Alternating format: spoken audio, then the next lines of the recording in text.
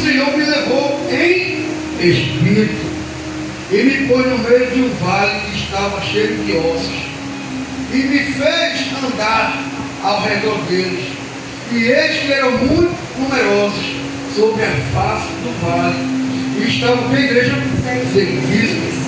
E me disse: filho do homem, poderão me ver estes ossos? E eu disse: Senhor Jeová, tu sabes. Meus amados, daqui a pouco a gente continua à frente. O Senhor chegou para Ezequiel em espírito e pegou ele e levou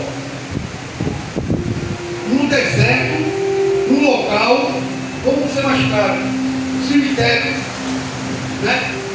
E levou ele para aquele lugar para provar a Ezequiel que Deus pode mudar qualquer situação, qualquer história.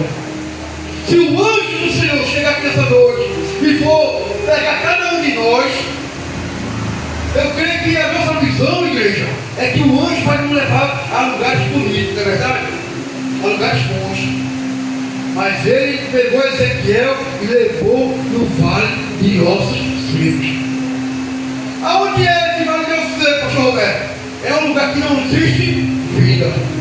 É um lugar que não tem maneira alguma, nos olhos físicos, materiais da gente, jamais teria ocorrer uma nova história naquele lugar. É isso que eu acabei de falar agora um pouco, que Deus tem várias formas de provar a minha e a tua fé.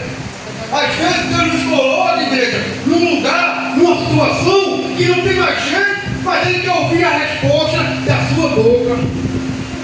Ah, pastor, mas a minha família, o meu problema não tem jeito. Não tem jeito quando eu determino que não vai ter jeito. Mas quando eu coloco a minha fé em ação e determino a minha vitória, ela vai acontecer em nome de Jesus. Amém, glória a Deus. Não importa, igreja, a situação, não importa a tempestade, não importa o que você está vivendo. Situação difícil, meu irmão, vai vir para todo mundo. Eu particularmente eu vou contar aqui, eu vou viver até chegar ao final de ano, dia 31 de dezembro, e a história vai estar rolando. Mas Deus nunca desampara aquele que busca em espírito e em verdade. Deus tem uma situação na vida da gente, meus amados, que somente Ele entende como Ele vai fazer. Somente Ele entende como será o amanhã, porque o amanhã pertence a Deus. Muitas vezes vai fazendo um projeto e o projeto não conclui, por quê? Porque nós não colocamos a nossa vida, o nosso projeto na mão de Deus. Amém? E ele falou aqui, ó, Senhor Jeová, tu sabes.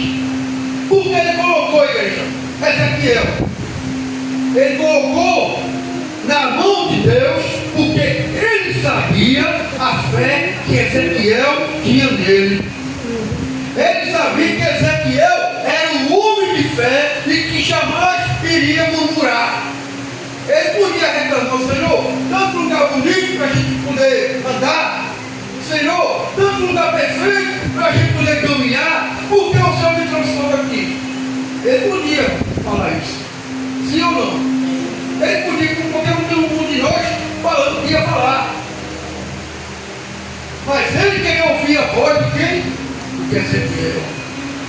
Ele queria ouvir de dentro de Ezequiel a palavra certa. Às vezes, a gente não recebe a nossa vitória porque não colocamos a palavra certa na boca e a fé em Deus. Às vezes, Deus quer fazer algo tão maravilhoso na nossa vida que a gente coloca o quê? A dúvida no coração. É a grande pedra na nossa vida, é quando colocamos a quê? A dúvida. Será que vai acontecer? Será que realmente vai fazer? Deus vai fazer? Será que realmente aquilo que eu estou buscando vai chegar à minha vitória? E ele começa aqui falando aqui, ó. Versículo 4. Então me dizem, profetiza sobre estes ossos e diz, ossos secos, ouve a palavra do Senhor. Ou seja, ele mandou o quê? Profetizar. Ossos, ouve a palavra do Senhor, porque a ordem não é minha. Glória a Deus. A ordem não é minha. Aleluia. A ordem é de Deus.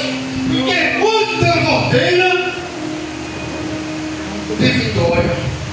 Quando Deus dá a palavra, tem resposta.